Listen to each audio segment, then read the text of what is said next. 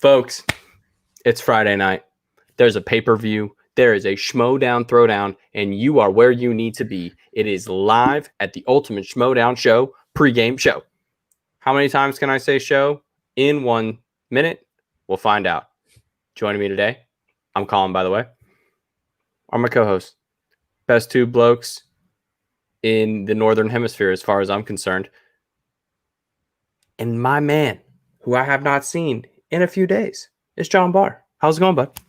Hey, what's up? I am doing this show day after some grueling work shifts, so you're getting a little taste of a burnt-out John Barr today, ladies and gentlemen. Get ready for me to be very quiet and serene. I'm in some warm clothes. I love that shirt, by the way. I just watched, it's not a shirt, but it's a full-on that's a full-on crew neck sweater. Yeah, I like that. Nice. I just watched the OG Avengers today. Oh, sure. One of my favorite podcasts, Binge Mode, from The Ringer, is doing a whole binge of the MCU. So we've just finished phase 1 today. There you go. Finishing his review of episode 3 of season 2 of The Mandalorian, along with myself on the brand new show on the Pop Culture Universe YouTube channel. Make sure to subscribe. We have the high ground. It's Bogz. How's it going, bud? Yes, baby. Just watched, obviously, an awesome Mandalorian episode. This season, I think, is already better than last season. That's how much I love it. It's absolutely killing it. There we go. Yeah. You're getting better at that, by the way. But yeah, it's so good. Yeah, please, jump over to our show. You're really missing out if you don't. I think we dropped 4 episodes so far. I think 2 breaking out season 1, 2 episodes This is episode 5, 1 my guy. 2. We got 5 episodes now. Yeah, that's right. That's like we have 5 viewers right now. We got 5 episodes of We Have the High Ground. Let's go. One more next week. We're almost on our Return of the Jedi episode. True. From the 4 that we dropped, obviously we dropped one just a couple hours ago. We are not to brag or anything, but we are on like 10,000 views. So that's really good. Really grateful. So anyone that hasn't, please check it out. They're super fun. And yeah, you're all watching The Mandalorian. Like, what are you not watching The Mandalorian? Yeah. What do you hear? Like the same? What do you see? You hear like the same 3 takes from 4 people online. Look, you like yourself out. You like Star Wars Explained? You like Star Wars Explained? We take Star Wars Explained and we take it a bit long form. Okay, I appreciate Star Wars Explained because it's like, imagine if I could just have this perfect 16 minutes. It's like a nice orange. All right, we're like a whole bag of oranges and we're making orange juice, and that stuff fresh squeezed is delicious. It's so good what we got going on over there. Bogz is so good at breaking down these episodes, giving me just like these little morsels, just a little John Schnepp for you. Just eating it up. He's over there killing it. You know who else is killing it? The Schmoedown teamed tournament. This tournament has already gotten off to a hot start. We have had 2 matches that go into the 3rd round. That's a hot start in the 1st round. Usually we're used to 1st round matches, even no matter what the sport. Tournament here, if it's basketball, whatever it is, bang.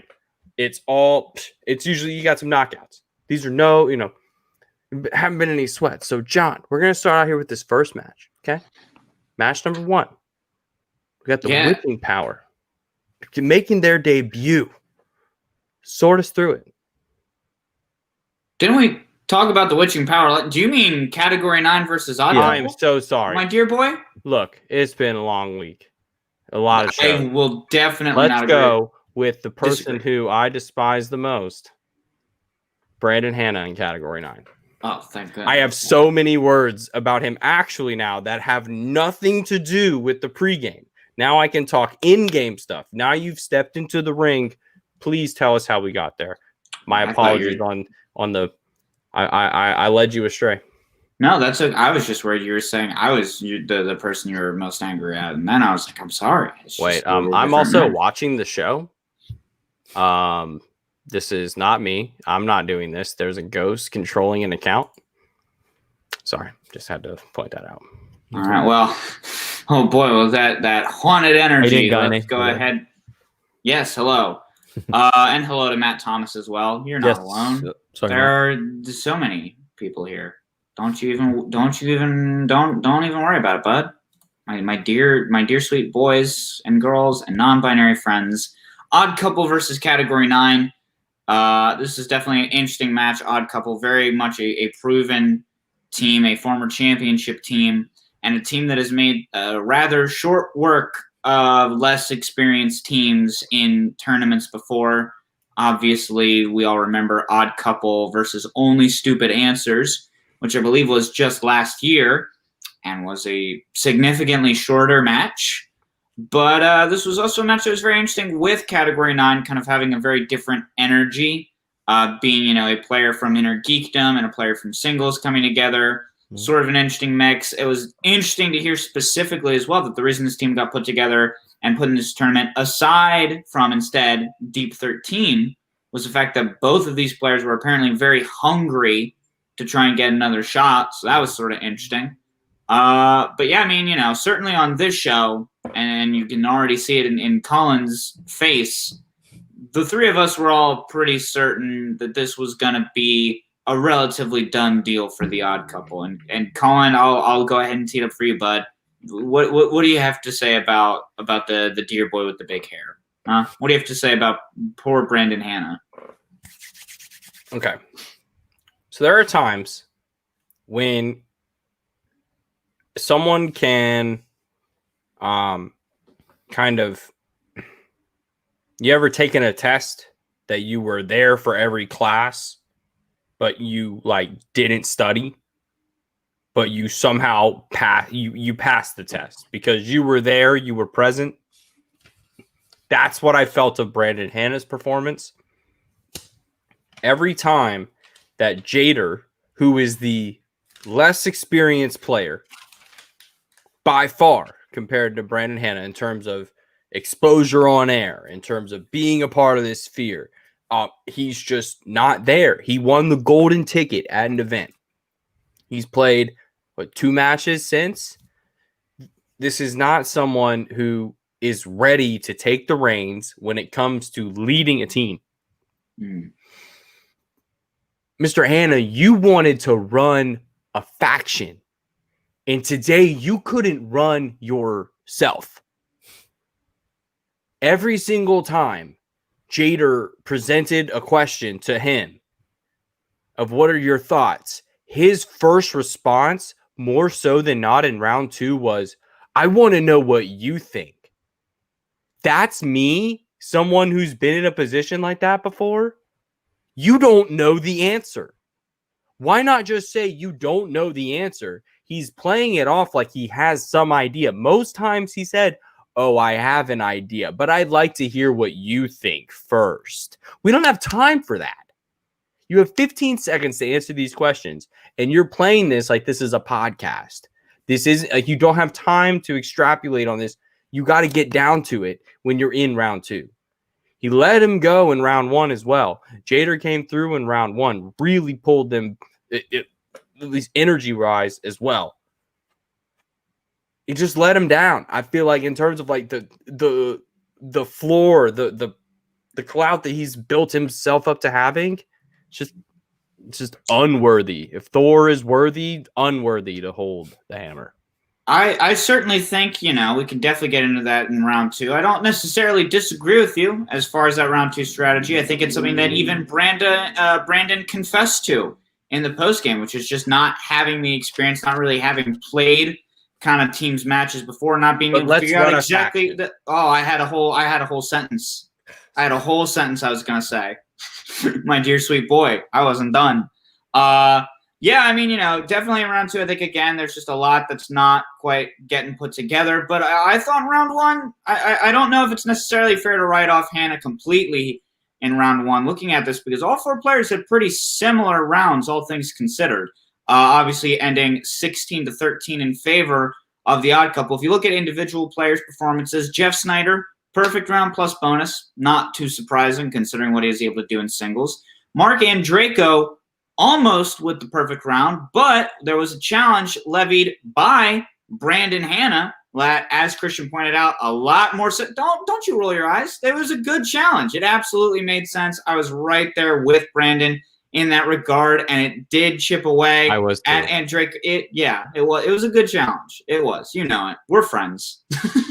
Me and Colin are good. It was a Ben Bateman challenge. It was a Ben Bateman challenge because if you had four dudes who were in their later 40s, 50s, they'd be like, "Oh, that's the book. We all read the book because that's the name of the book. It's Through the Looking Glass by Carroll is the book, right?" So that's all. I think that's where his brain glows.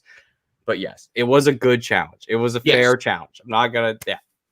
Yeah, and then when you look over at Category 9, Brandon Hanna missed one question with Kevin Costner, and Jader missed two different questions. He missed Danny Glover. He had written Donald Glover instead, the community man himself, no relation. And then he also missed Alice Through the Looking Glass, not by merit of writing a different variation or one word less, just didn't have it. And, to be fair, I didn't either. But that's one of those things where, again, it's like it's not as if there's like a complete lack of knowledge on Brandon Hanna's side. It's also that there's not a lack of knowledge on Jader's side either. Certainly don't get it twisted. That's not what I'm about to say here. I'm just saying that certainly when I watched this match, I did think that the skill levels were more comparable than I thought they'd be, especially from Brandon stepping out of his normal division of inner geekdom, going into the world of more general movie knowledge that singles and teams covers. So I was impressed by Brandon in that regard, and I did want to make sure we give him that due. I definitely agree with you there. I was a little unfair when I speak more so, and you know this if you've heard the show before. It's more about the energy that he brings to a match that, like, we've seen certain types of things be successful, certain types of vibes that are given off. And Bogz, I just don't feel like Brandon's energy that he gives off during matches. It's like negative Paul Oyama. Does that make sense? It's like nega Paul Oyama shows up, and he's like, I don't know if I want to hang out with this guy, but he could. Yeah, you 7 points in round one, like you said, passed by test. 7 points in round one, misses the Kevin Costner question. Only reason I know that is because I listened to a podcast for the last 10 years. But Bogz, do you feel the energy? Do you sort of feel the energy that I'm feeling, or does the 7 points in round one outweigh the fact that he might not play to the camera well and might lose in the moment sometimes? Bit of both, really. I mean, I do understand what you're saying, the type of energy that you mean, but to be honest, I didn't mind it. I mean, because he, especially in the first round, he backed it up. Like, he played really well, I thought. It could have gone a lot worse. Yeah, I agree that his communication ain't great and stuff like that, but that challenge is a pure kind of, it was like an inner geekdom challenge. Yes, absolutely petty, but it worked.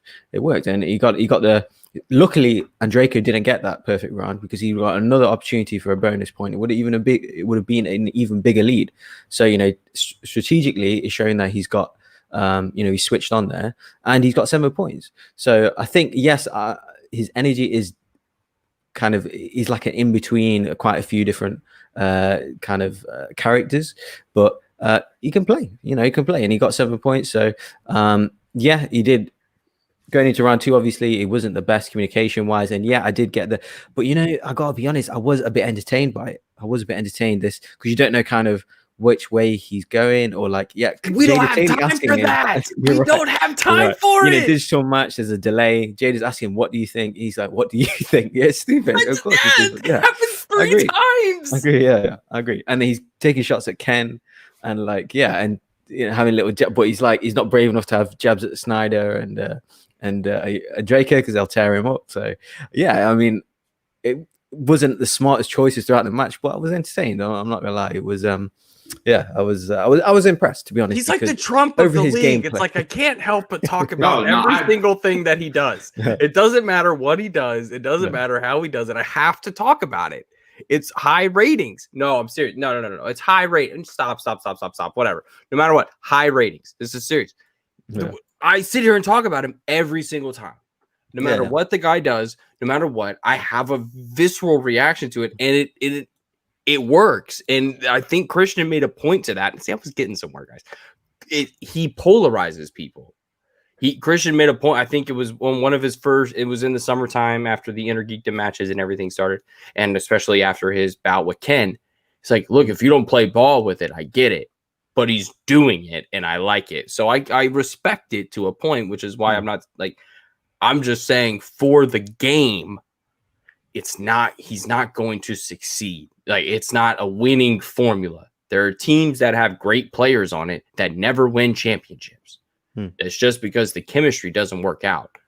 Round 2 is where I think that chemistry comes to show that the Odd Couple is one of the best.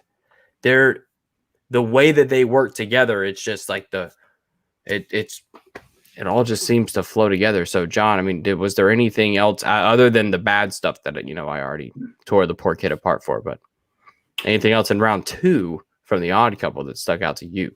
Yeah, I mean, again, it's and we can talk about this as well in the match afterwards, but it's just, again, looking at not only the question of how many points did they get, how many steals did they get, how many opportunities did they even leave themselves open to that, how many gaps in the armor were there. And in Category 9's case, there were gaps, and then in Odd Couples, there simply weren't. I mean, yes, they did have to go to multiple choice a couple times, Odd Couple, after getting musicals, but they got a 9 out of a possible 12 points without leaving any options on the board. Meanwhile, Category 9 spun Pixar, a category that they did spin originally and stick with. Like, that was what they chose, as opposed to Odd Couple, who had a little bit more of a roll of the dice, spinning away from Inner Geekdom first. And they got 7 out of a possible 12 points. Not a bad score. Of course, again, like, we're definitely not trying to paint Brandon and Jader as incompetent. Like, no, they're both good players. But again, yeah, that issue with kind of like trying to figure out exactly who knew what and say to each other, hey, I know this, I don't think I know this, what have you. It left 2 multiple choice steal opportunities on the board. It's been a minute, and my brain is eggs. It's a bunch of bad eggs that have all just kind of splatted onto the ground, and I'm waiting for them to cook. Sounds like 2020. Los Angeles.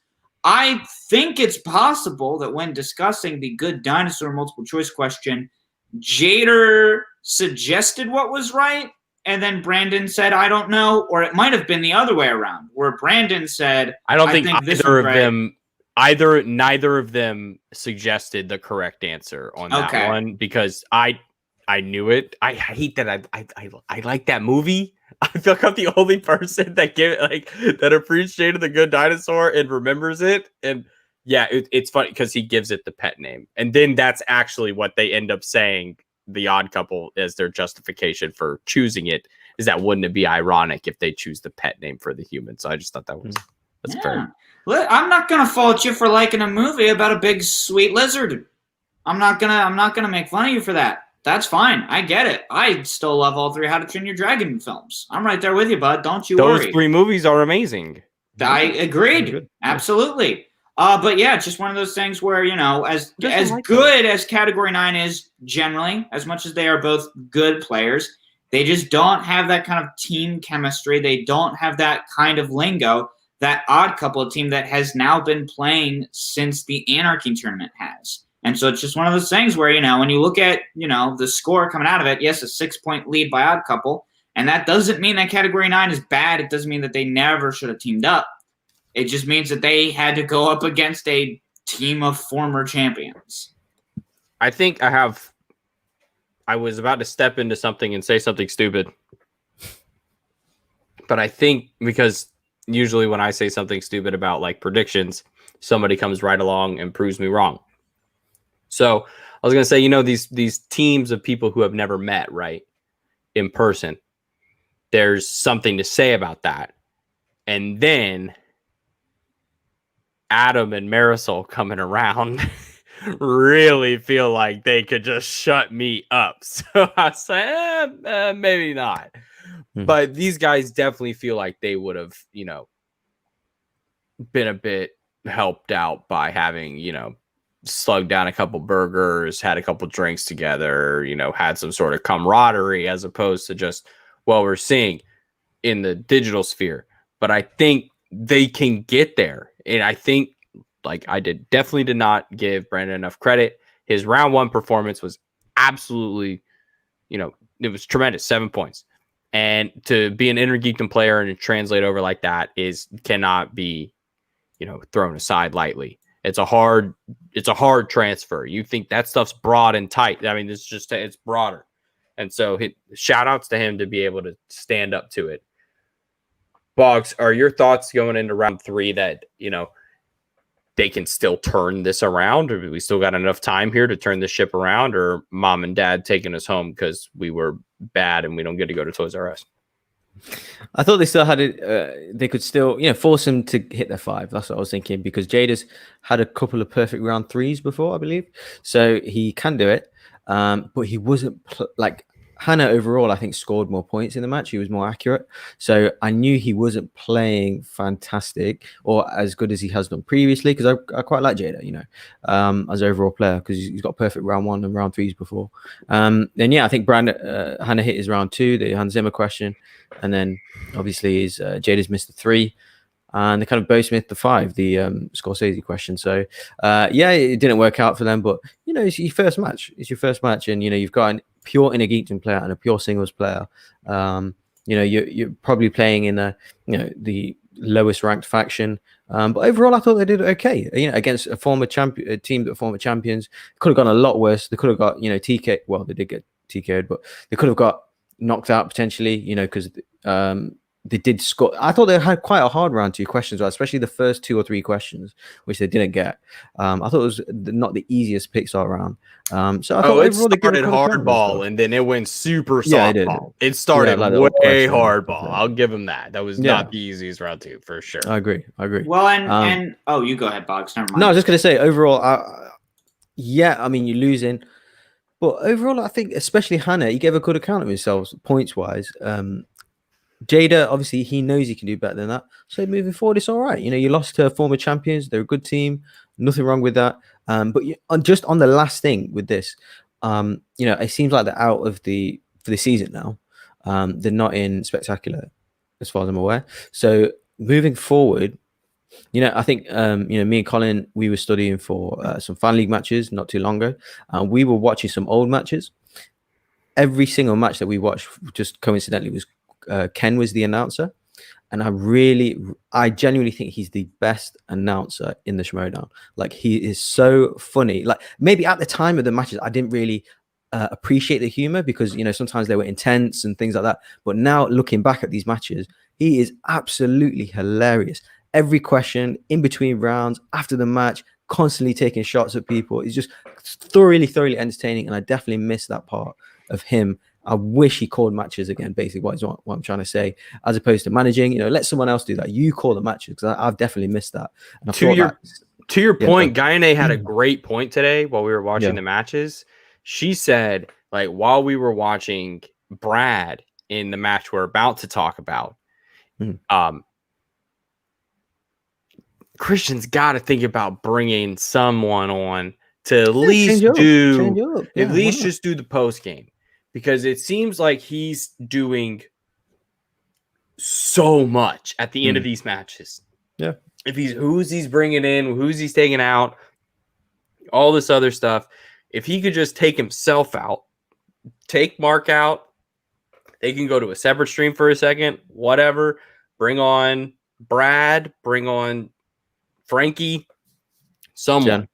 Jen, I mean, I know she's a bit more famous than us now. She's on mainstream television. She's on that linear cable, right? It's another world. Ask Josh Bakuga. We've only gotten him once this year. The second he gets on camera eating some weird ass food from 1917, it's over. But I think it would behoove Christian to at least think about bringing on an extra voice to it, because you end up just hearing a lot of the same stuff that he repeated at the beginning of the show and just kind of regurgitates the sentences differently to kind of just continue the storylines. So I think just bringing on somebody, it's the reason why Erin Andrews has a job every Sunday doing the NFL, because she's good at her job. You need the post-game reporters. They're good at what they do. They watch the game. They dissect it. It's why we're here. But you need that form of us for there. Yeah, smile, everyone. And when you're in that zone, it's just good to bring in and just bring a different, just change it up. Yeah. But round 3, where are we at, John?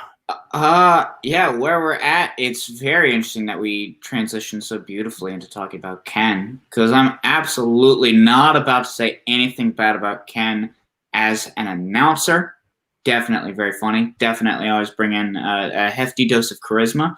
Not even necessarily going to say anything bad about him as a manager. I understand kind of the mindset of being a little bit more hands-off, kind of the idea of being, again, someone that kind of comes in more to help cut the promos. But I think what we've seen this season is a lot of younger, newer players who have gone on to do some really incredible things based on having very hands-on managers. And that's just not the kind of philosophy that Ken has. And I can't help but feel like, especially when you think about kind of being guided towards studying things like scores and soundtracks, when it comes to trying to things that are maybe a little bit more out of your comfort zone, like musicals, and maybe just having that general base of movie knowledge to hit what a lot of people are calling a softball with that Scorsese Remix 5-pointer, maybe both Brandon, Hannah, and Jader, what they really need right now is a more hands-on manager. And again, that's not saying Ken is a bad manager. I just think maybe on top of the question of whether or not Brandon and Jader have the chemistry to mix, whether Ken is the right guy for those two players. Similarly to how Eric needed somebody like Eric Zipper, someone who was kind of already big and braggadocious and could kind of help bring a certain character that Eric has since adopted, but then also someone that has been very clearly motivating him to kind of go in that Smasher route, in that Paulo Yama route. I think this third round was an example of these boys, they just need a more present father. Like a Geppetto. They need a Geppetto. But my only pushback on that, not even pushback, just opposite, on the other side of that, John, is sometimes as a manager, you need a player to bring that out of you, like to stay in them extra hours, to do that extra studying. Obviously, you should do that anyway, don't get me wrong, but I'm saying to go that extra mile for your player, sometimes you need that superstar in your team to kind of bring that out. Yeah, just bring it out of you. If he had someone like, I don't know, Irwin in his team, right? Or if he had, I don't know, a Chandru in his team, maybe he would do that. But he hasn't, right? He hasn't got an elite player. He doesn't know these people.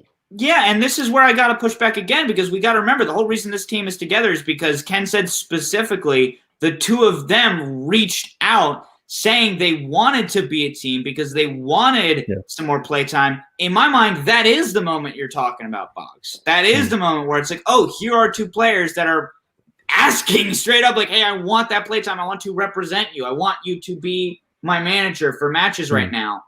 And then that wasn't the motivator for Ken, right? Like, you want to talk about that moment? I definitely agree that, you do need that two-way street. The street was open. Yeah, to be honest, I was actually referring to like someone who can potentially, in fact, it doesn't even matter. But I'm just referring to like someone who can like maybe go further in a tournament as a person to someone who's kind of 50-50 to get knocked out in the first round. Yeah, they might be enthusiastic and want to win, but like I said, if you had just an A player, an elite player, there it might bring more effort out of you. But I don't know. It's just purely speculating. So yeah, and this match was, at the end of the day, we know, and the players know what they did wrong. There's no open-ended questions about this match. Like, everyone who was a part of it is accountable for excuse me, every part of it. The match that we saw today, just to move it along, was unbelievably entertaining. Just thoroughly entertaining from top to bottom. See, the return of Final Exam and Tom and Paul. Bogz, hello. You respect the game of Paul to just the same way I do. We respect it. It's on the same level of chance that we respect the way he plays the game. Lon really steps up in this match. Like, really steps up his confidence. I feel like took another, like it took like a tier up from where I thought he was as a teammate. And I don't want to be anyone playing, final exam right now. More, much less Tom and Paul. Yeah, so I'm not surprised at that. I think that. Well, first of all, it was great to see Brad back announcing. Like you said, a different change of announcers, always really refreshing. Particularly him, he's got that kind of sports announcer way about him. Super experienced, things like that. So yeah, it's definitely nice to see him on matches. Hopefully we see him more. But yeah, like I'm not surprised at Lon and Paul being great. They're one of the strongest teams in the game. I think they're 4-1 now. I'd say just off the top of my head, like I'd say only the most kind of the best teams in the league, apart from like maybe I don't know, Shazam, Corruption, Founding Fathers, they would fancy themselves against anyone else. Like, and I'd probably back them against anyone else. They're that good. They complement each other well. Playing in the digital era, they vibe off each other so well. And yeah, just like I'm not surprised that Lon plays good. They're a great team. So yeah, they played. This might even be their best performance so far. So yeah, they played really well. Because I agree with what you're saying. Yeah, like Paul is he's an elite player, and he is he is technically a triple threat. But at the same time, on his own, he hasn't had the best year. So I think last year. Because people talking about even himself, he's addressed that he wasn't comfortable with his character thing last year, and it maybe took a toll on him. Some of the fans were kind of not happy with his antics, things like that. But last year, I think he was like 9-1, including teams and singles, and obviously won the singles belt. This year, yeah, he's much happier with himself. He's obviously he's a lot more content. But I think he's about 4-4 this year. So yes, that you are happy with yourself, but that's what sometimes when you're playing that heel, to get that extra intensity, that's what it takes. Sometimes it takes people rubbing people up the wrong way to maybe push yourself a bit further. So I actually miss that heel character of Paul, especially in a singles environment. But in teams, him and Lon, they're great together. They're definitely one of the better teams. And to answer your question, like I said, I'm not surprised that they play great because they're a top team. Oh no, just no audio. Just not even a bit of audio. Oh, there's not any audio. There's not much to say about round one. How about that for a transition? Yeah, it's kind of like later. It seems a lot like later matches in like the singles tournament, where once you reach a certain caliber of a competitor, and certainly all four of the competitors in this fit that criteria, it just comes down to, somebody made one mistake, and then that led to a lead, and that's exactly what we saw. Tom was the only person who missed a question. He missed Eagle Eye, and Lord only knows I would have missed that. 10 times out of 10, 12 times out of 10, I would have missed that question. But Lon and both Pauls had perfect rounds and hit the bonus question. So 16-18. Crazy stuff. Hey, Bogz, I just have a random question because I'm totally not playing you in a trivia match. What was your score in round one? So I actually wrote it down. One sec. So I didn't know the Eagle Eye one for a start. So let me just double check. Just to confirm, am I calling your guys' match? You totally should. It's Tuesday night. With Matt, are you still here? Matt in the chat? You definitely should. That's great. You definitely should. So what are you doing on Tuesday night? How do you not remember what you got? It's a number between 1 and 8. No, because I wrote it down. I'm trying to find it. It's a number between 1 and 8. It's probably no. I don't want to lie and say like 7. I can do what if you want. Okay. Well. Okay. So 1, 2, 3, 4, 5. I didn't get that one. I didn't get the Mel Brooks one. I didn't get the obviously Eagle Eye. I love this. Kyle Chandler I couldn't pull, so I'd say 5. It's fine. You're not American. You don't watch. No, I know him. I just forgot his name. But so every reference Chandler. they've made after that went straight over your head. So, but that was a bonus totally question, fine. to be fair, right? Oh So- yeah. Oh, so technically I got 9. It's fine. Clear eyes, full hearts, can't I lose. think I got 6. So. Round 2 was a different story where it just came to like it was both teams just had completely different vibes, but I think that's kind of what they do. But I really enjoyed what Paul and Tom did. It seemed to work to some extent. And then when they just didn't know, they just didn't know, which I kind of respect to a point, which I just gave somebody a lot of hard times for, not knowing something and kind of playing it off like they do know it. These guys just don't know it. And when they don't know it, they don't know it. And I really kind of like that. I think it was a really good juxtaposition. So Bogz in round 2, it just kind of felt like Final Exam kind of, sets the pace, right? They set themselves apart from the pack. They kind of, just keep on moving ahead. Like, this is why we're here. This is why we're one of the best. I think when they went, but they did go second. So right. They went first. And, your exact argument with Hannah, I would apply that to this. Basically, the communication with Tom and Paul is so frustrating. Like, I can't tell if Paul is seriously actually annoyed with Tom because he can't get a straight answer out of him. Like, so I to be honest, I didn't find it too funny. Like, Paul is generally trying to ask him, "What do you think here?" And he's taking like, we don't have time. Like, exactly your same arguments. And like to pick the wheel slice of comedies. Like he needs a bit of back and forth. Like, Paul's trying to legit play, and Tom's doing constant character work. Yeah, it's a bit funny. But overall, like, I needed a bit more like, I think Paul was like gagging for it, like more communication. It just wouldn't give it. So it was a bit frustrating for me. And like they can't discuss the answer. Like, what do you think? He takes his time. He'll give a silly answer. Is he supposed to, or like he'll ask him to say it again? Like, I didn't love that, to be honest. I didn't like it in round 3. I didn't mind it in round 2. I really did not like it. I felt uncomfortable on the 5-pointer. It was really uncomfortable in terms of like how we've seen teams approach, just talking. So I totally see that, like, that it doesn't play. So I respect the it's kind of the same as why I'm annoyed, because you're not seeing any gameplay where I know you're someone who, especially when one guy's trying, like, right. Paul's legit trying, like, but then we do see in the post-game interview that they're kind of not. They're both kind of, it seems like they're both just kind of playing an act.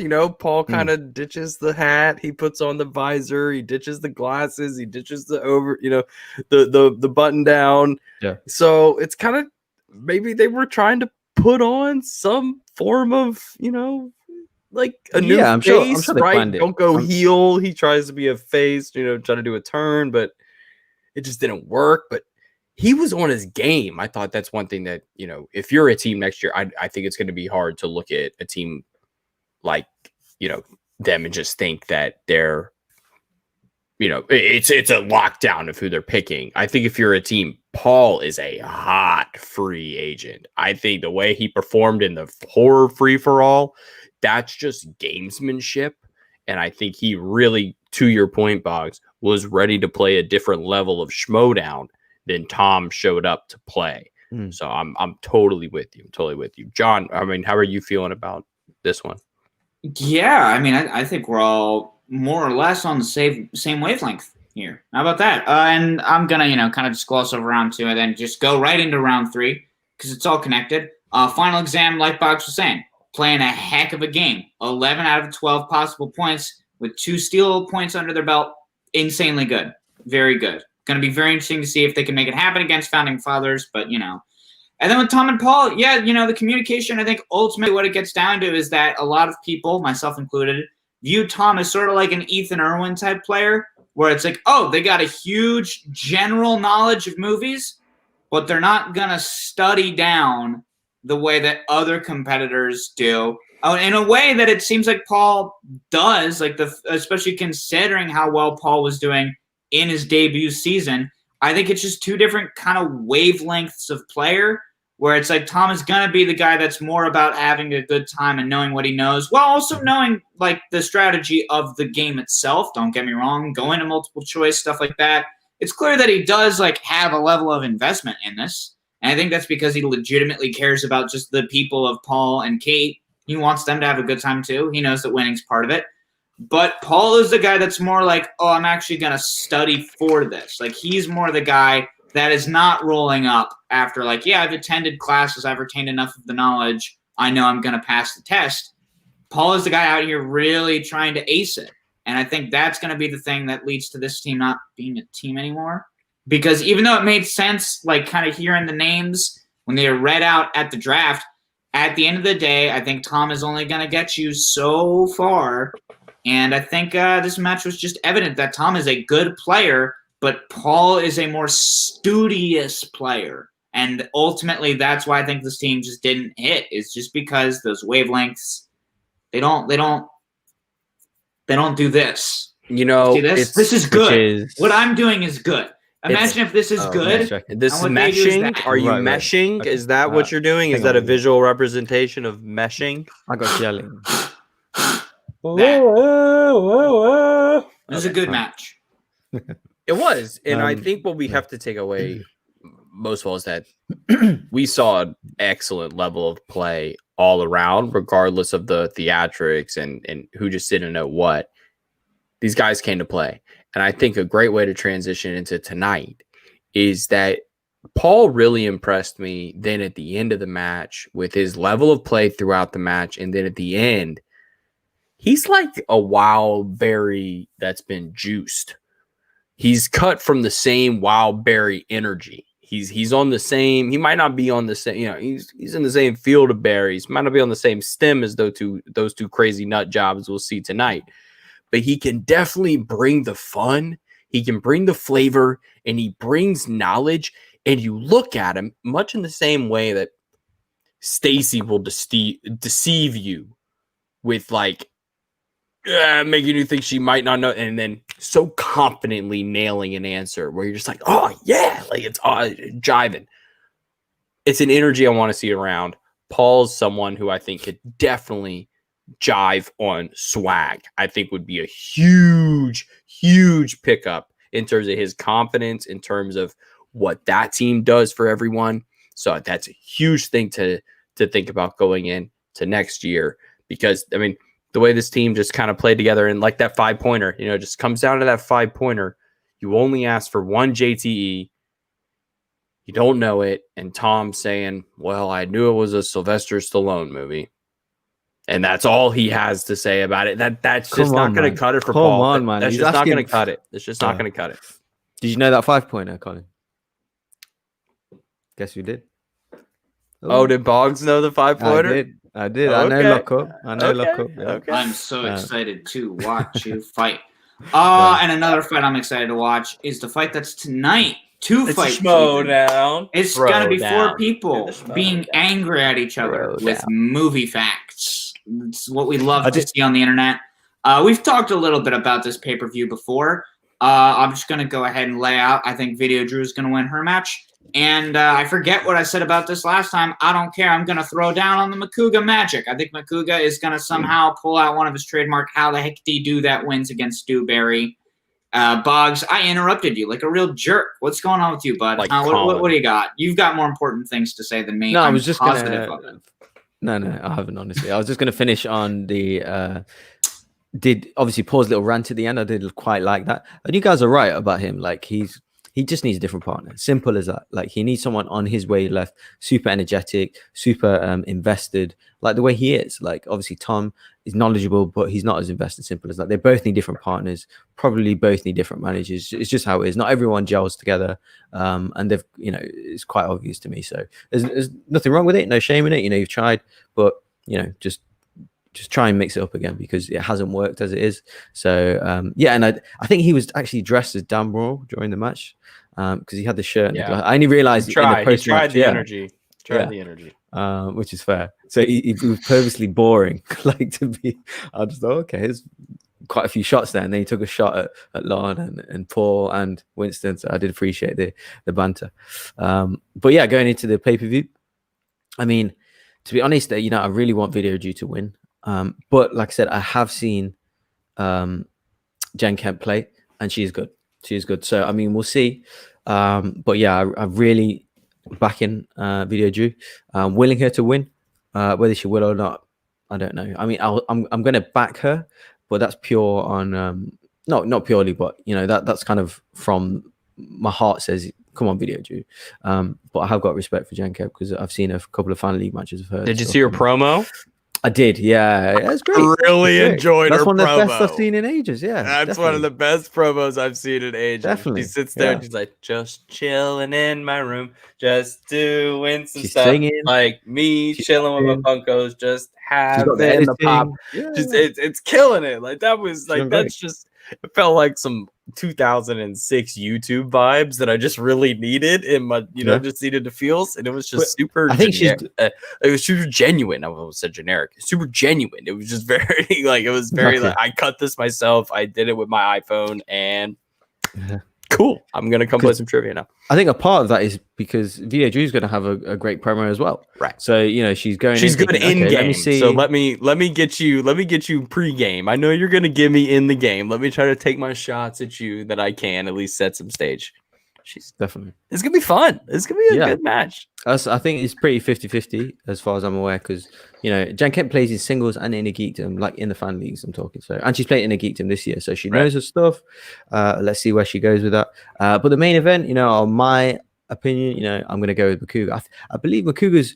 I don't know how many wins he's got. I think I want to say like towards 10. He's got 11. I'm pretty sure he has 11. I'm pretty sure someone in the chat give us a shout, but I mean, can you really put a number? Probably one on entertainment, no.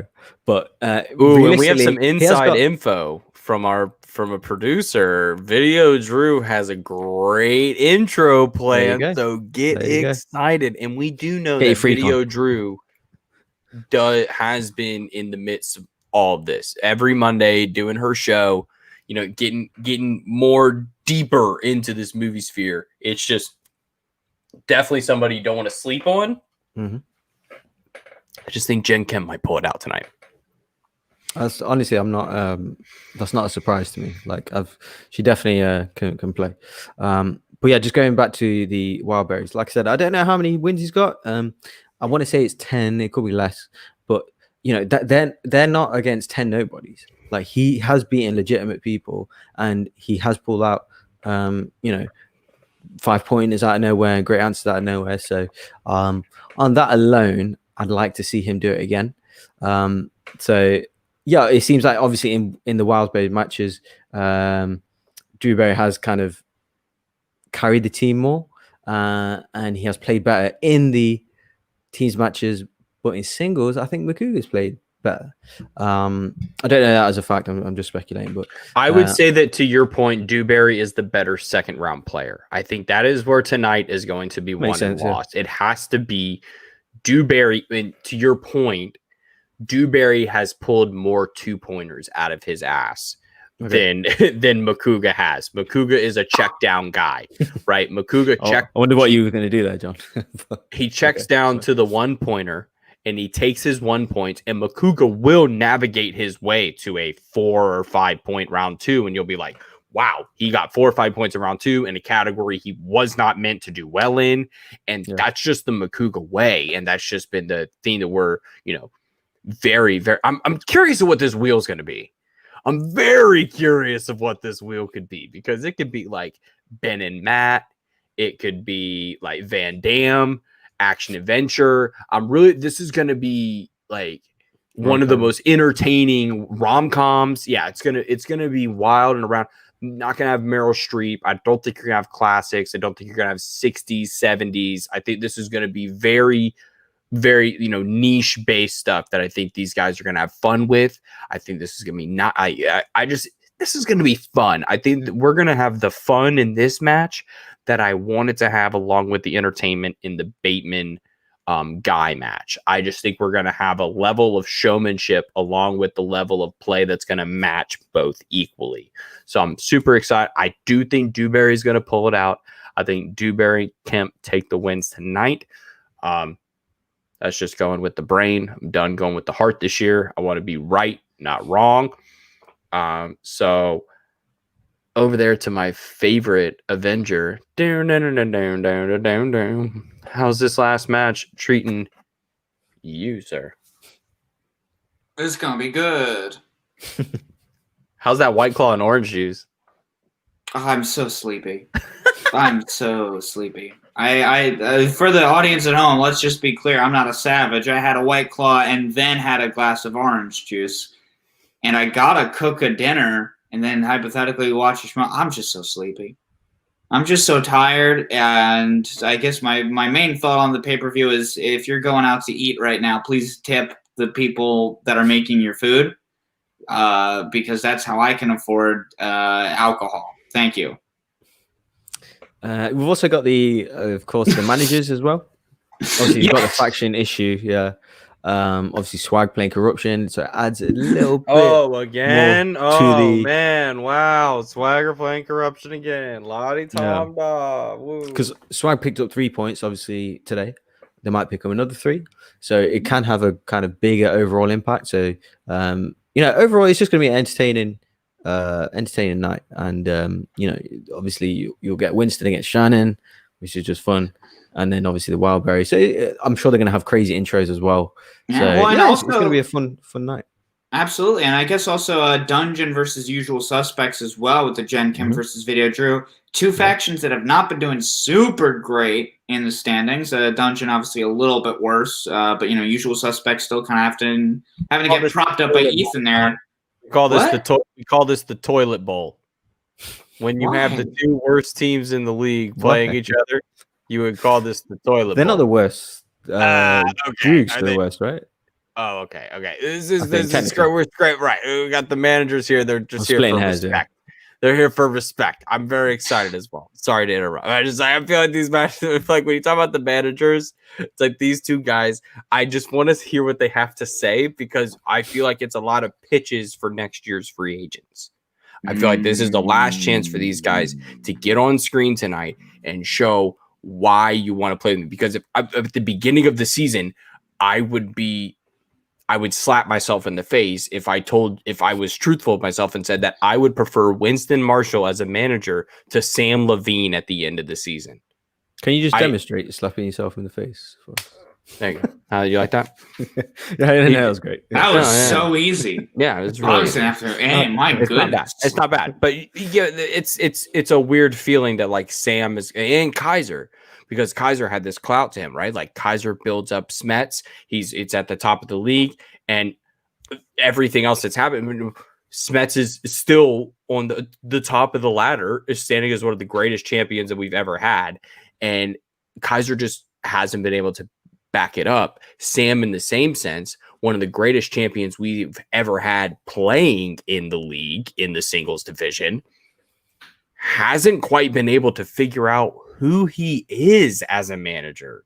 So I'd be excited to see if he can figure that out tonight, because this would be a great chance for him to pull somebody like Gen Chem out and just say, look, this is what I'm about. Because right now, I don't know what Sam Levine is about as a manager. It's open-ended. Well, I'm very glad that you brought up Kevin Smets, because, of course, if you think I'm tired today, ladies and gentlemen, just think about how little I'm going to be able to contribute. Tomorrow night, we got ourselves yet another live stream that's going to be happening. Don't we, Colin? You're trying to do some numbers there. I think they add up pretty high. It was 2 a.m. Sorry, it was 2 a.m. Oh, you just slapped yourself so hard, you're just like doing something. He's trying to he's trying to do letters. 2 a and then M. Oh, okay. 2 a.m. Eastern Standard Time. We will be a part of the Smashing Cancer live stream. We are so proud, so honored to be a part of this, where we will be honoring one of the greatest champions this game has ever seen and supporting him and his beautiful family in his fight against cancer. And we're just truly humbled to be a part of it. And John and I are going to be there. For Bogz, it's like 5 o'clock in the morning. So we're going to, I won't make it, but we'll be sending our producers in my place. Producers Sean and Mike will be joining us as well. So you'll get big Smets fans. So, oh yeah, definitely. We're super excited. Like, this is going to be a lot of fun. This is a different kind of show. We're going to break down some of our, we're going to stay true to who we are in the technical side, the statistical side of the show, stay true to the sports brand. We're going to talk about the best Smets moments and like how he got to the revered status that we see him to now, almost like a little documentary of how Smets became the smasher. And we're going to smash this thing. It's going to be awesome. And yeah, like producer Sean is, and the show is saying in the chat, it takes 2 of us to fill the shoes of Bogz because, man, it's just too much pretty to lose. That's right. I agree with you. But no, it sounds great. I'll be tuning in. I'll be definitely catching up with not just our show, obviously, the whole thing. I'll just leave it running all day. And yeah, I'll be definitely, watching you guys. But yeah, great, shout out to everyone that's putting that on. Great kind of thing that you're doing. So big respect and yeah, good luck, Smets, with your fight. Absolutely, yes. Thank you so much to everyone that's putting on the show generally and for then putting us on it as well. That's huge. We are very excited to be a part of it. We are very excited to also be just part of it for a cause as well, as much fun as it is to just hang out with other Schmoedown fans, to be able to do it for something that truly means something that can help someone and someone else's family is so huge, and that is something that we're very excited to help be a part of. So please, if you are watching us right now, be sure to not only watch that tomorrow for whatever time of the day you can, but also if you are able to give, that would be huge as well, just to do as much good as we can. Like Colin was saying, I will be true to myself by still being bald. We'll still be bald for the entirety of tomorrow's stream. I'm not going to grow my hair out fully by this time tomorrow. Next week, who knows? We'll play it by ear. Well, we'll be playing it by ear, but what we won't be doing is playing in these matches tonight. But these people tonight are going to have. Well, I didn't mean. Am I breaking news? I didn't mean to break the news. Like see, you're a little late. If you're 3 minutes away from showtime. If you need to go, I mean, please. I'm just kidding. Folks, this has been a Friday night that I'm super excited for. This is just a fun show. I'm excited for just a fun Schmoedown again. Just 4 folks coming into the ring, laying it all out. My boys laid it all out tonight. John, thanks for hanging out. I will see you tomorrow. Bogz, I'll see you all the time on the internet, just watching them views. Tick, tick, tick, tick, tick, tick, tick, tick, tick. We watching the We Have the High Ground. Oh, it's the best. Keep singing. It's just so much fun. But that's where you can find us at John Bar Tweets, at AB Bogz, at the _C Morris. That's us. This has been the Ultimate Schmoedown Show, and we'll see y'all next time. Bye. I gotta go to bed.